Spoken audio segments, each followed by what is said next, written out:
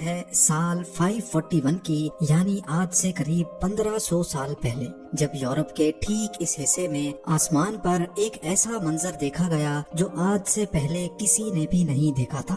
عجیب شیپ کے کافی گھنے اور کالے بادلوں نے آسمان پر ڈیرا ڈال دیا تھا، اور یہ اتنے گھنے بادل تھے کہ انہوں نے سورج کی روشنی کو بھی پوری طرح سے روک دیا تھا۔ پہلے تو یہ سمجھا گیا کہ یہ بادل بارش برسا کر غائب ہو جائیں گے، لیکن ایسا سوچنے اور سمجھنے والوں کو کہاں معلوم تھا کہ یہ بادل کچھ ایسا کرنے والے ہیں جس کو ہمیشہ کے لیے یاد رکھا جائے گا۔ یہ پورا علاقہ اس دور میں ایسٹرن رومن امپائر یا پھر بائزنٹائن امپائر کے کنٹرول میں تھا، جہاں کی کیپٹل سٹی کانسٹینٹینوپل تھی، جس کو آج استنبول کہا جاتا ہے۔ اور یہ عجیب و غریب منظر بھی استنبول یعنی اس وقت کے کانسٹینٹینوپل میں ہی دیکھا جا رہا تھا۔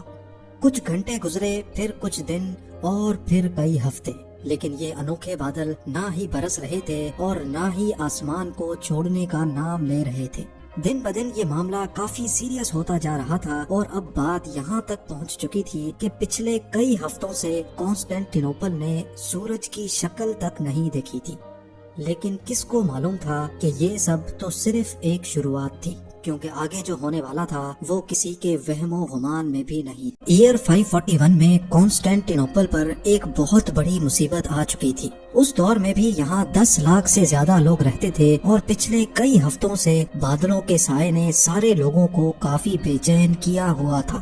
لیکن معاملہ تب مزید سیریس ہو گیا جب یہاں ایک ایک کر کے لوگوں کے مرنے کا سلسلہ شروع ہو گیا۔ جی ہاں، چلتے پھرتے لوگ بالکل ٹھیک ٹھاک حالت میں کھڑے کھڑے گر جاتے تھے، اور پھر کچھ ہی دیر بعد ان کی سانس نکل جاتی تھی۔ یہ معاملہ دیکھ کر ڈرے اور سہمے ہوئے لوگوں میں افراتفری پھیلنا شروع ہو گئی، کیونکہ ان کا خیال تھا کہ شاید اب دنیا کے ختم ہونے کا وقت آ چکا ہے۔ اوپر آسمان پر گہرے بادل، فضا میں ایک عجیب سی فوگ، اور زمین پر لاشیں ختم ہونے کا نام نہیں لے رہی تھی۔ گرمیوں کے موسم میں سخت سردی پڑنا شروع ہو گئی، اور برف باری اتنی شدید ہو گئی کہ نہ ہی لوگوں کی فصلیں بچی اور نہ ہی جانور اور پرندے۔ اس وقت کے بائزنٹائن ایمپرر، جن کا نام جسٹینین تھا، انہوں نے لوگوں کو پرسکون رہنے کا حکم دیا، اور یہ کہا کہ جو لوگ اچھے کام کرتے ہیں ان کی جان کو کچھ نہیں ہوگا۔ ایمپرر کے اس بیان نے لوگوں کو مزید بے چین کر دیا تھا، کیونکہ یہ بیماری نہ ہی اچھے انسان کو دیکھ رہی تھی اور نہ ہی برے کو۔ روزانہ ہزاروں کی تعداد میں لوگ مر رہے تھے، جن کو ایک ساتھ ہی بڑی بڑی قبروں میں دفن کیا جا رہا تھا۔ اور اب نوبت یہاں تک پہنچ چکی تھی کہ یہاں کھانے پینے کا سامان بھی ختم ہونے لگا تھا۔ بائزنٹائن امپائر کی فوج، جو ویسے تو کافی اسٹرانگ مانی جاتی تھی، لیکن اس معاملے میں وہ کسی کام کی نہیں تھی، کیونکہ ان کا مقابلہ ایک ایسے دشمن سے تھا جو کسی کو بھی نظر نہیں آ رہا تھا۔ یہ پورا خطہ اسی عجیب بیماری کی لپیٹ میں تھا۔ آسمان پر گہرے بادل جہاں بھی جاتے جا رہے تھے، وہاں زمین پر یہ عجیب بیماری پھیل رہی تھی۔ دور دور تک جہاں ابھی Spain, France, Italy, Greece, Turkey, Morocco, Syria اور ایران موجود ہے، کانٹیننٹ کا یہ پورا حصہ اسی بیماری کی لپیٹ میں تھا۔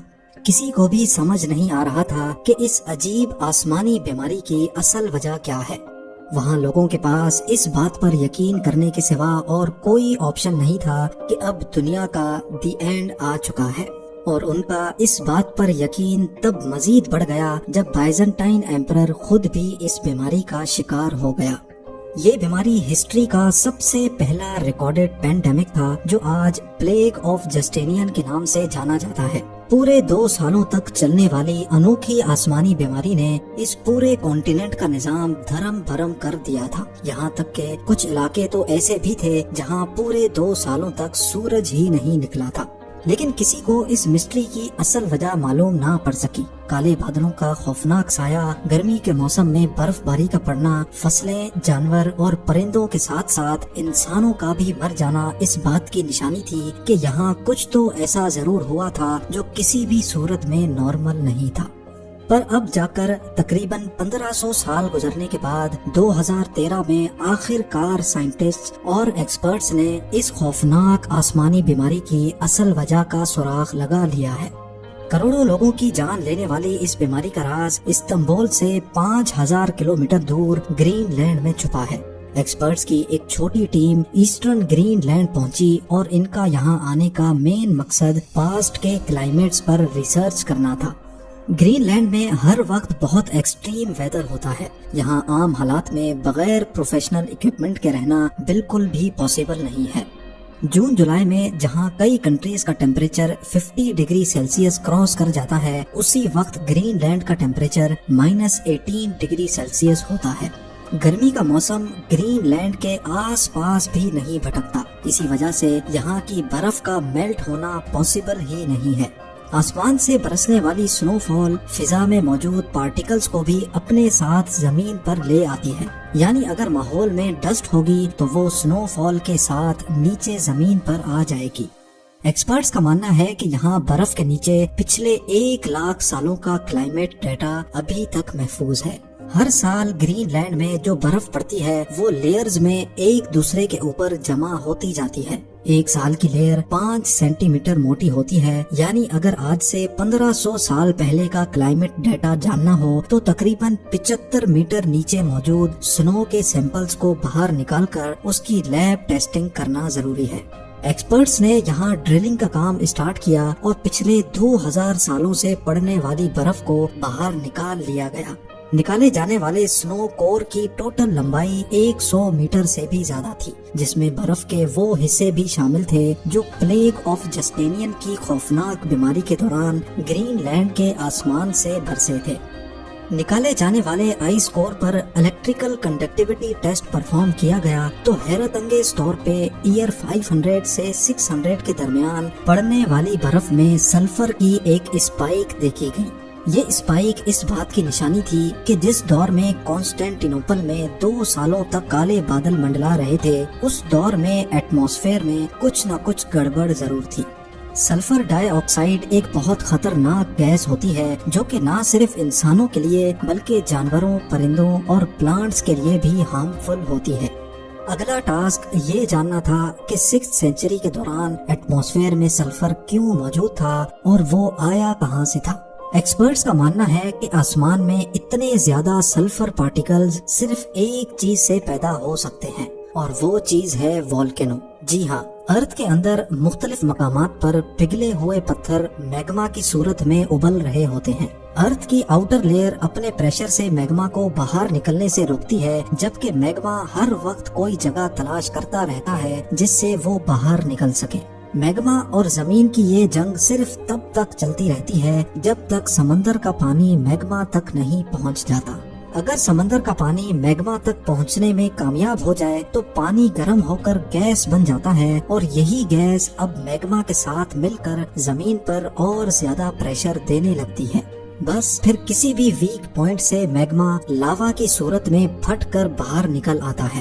پانی اور سلفر یہ دونوں چیزیں والکینو کے ساتھ مکس نہیں ہوتی، بلکہ یہ پاورفل گیس کی صورت میں آسمان میں پھیل جاتی ہیں۔ انتہائی طاقتور والکینو سے نکلنے والی والکینک گیس ہزاروں میل دور تک بھی آسانی سے پھیل سکتی ہے۔ آسمان میں موجود سلفر پانی کے ڈراپلٹس کے ساتھ مل کر سلفیورک ایسڈ بن جاتا ہے، جو کسی بھی صورت میں انسان کے لیے ڈیڈلی ثابت ہو سکتا ہے۔ سلفیورک ایسڈ کے یہ بادل اتنے گھنے ہوتے ہیں کہ یہ سورج کی روشنی کو بھی پاس نہیں ہونے دیتے۔ 1500 سال پہلے پلیگ آف جسٹینین کے کیس میں بھی کچھ ایسا ہی ہوا تھا۔ یہ بات تو کنفرم ہو چکی تھی کہ یورپ میں لاکھوں لوگوں کی موت کا ذمہ دار ایک خطرناک والکینو تھا۔ ایک طرف جان لیوا سلفیورک گیس تو دوسری طرف سلفیورک ایسڈ کے بادل۔ یہ بادل برسیں گے تو جیسے تیزاب کی بارش ہوگی، اور اگر یہ نہیں برسیں گے تو اس کے بادل انسانوں کو سورج کی روشنی کے لیے تڑپا دیں گے۔ یہ ایک ایسی سچویشن تھی جس میں انسانوں کے لیے ہر موڑ پر صرف تباہی ہی تباہی تھی۔ جس والکینو کے پھٹنے سے یہ ساری تباہی ہوئی تھی، وہ والکینو کون سا تھا یہ جاننا ابھی بھی باقی تھا۔ کئی سالوں کے بعد ایکسپرٹس اس نتیجے تک پہنچے کہ کانسٹینٹینوپل سے 11,700 کلومیٹر دور سمندر کے اس پار ٹھیک اس مقام پر ایل سیلویڈور میں واقع ایلوپونگو لیک ہے۔ جب کانسٹینٹینوپل میں پلیگ آف جسٹینین آیا تھا، اسی دور میں اس لیک کے اندر سے ایک خوفناک والکینو پھٹا تھا، اور اس کی جیتی جاگتی مثال یہ پہاڑ ہے۔ یہ پہاڑ جو دکھنے میں تو بالکل نارمل لگ رہا ہے، لیکن یہ اصل میں والکینک ایش کا پہاڑ ہے جو اسی لیک کے اندر 1500 سال پہلے پھٹنے والے والکینو کے نتیجے میں بنا تھا۔ ناظرین، اس وقت دنیا میں کروڑوں لوگ والکینوز کے سائے تلے رہتے ہیں۔ یہ والکینوز کس وقت پھٹیں گے اس کا جواب سائنس کے پاس نہیں ہے۔ ہمیں صرف یہ معلوم پڑ چکا ہے کہ جو والکینوز انسانی آبادی سے ہزاروں کلومیٹر دور بھی ہیں وہ بھی ہمیں نقصان پہنچا سکتے ہیں۔ دنیا بھر کے والکینولوجسٹ، کلائمیٹ ریسرچرز اور جیولوجسٹ پاسٹ میں پھٹنے والے والکینوز اور ان کے نتیجے میں ہونے والے نقصان پر ابھی تک ریسرچ کر رہے ہیں تاکہ انسانوں کو ان سلیپنگ جائنٹس کی تباہی سے بچایا جا سکے۔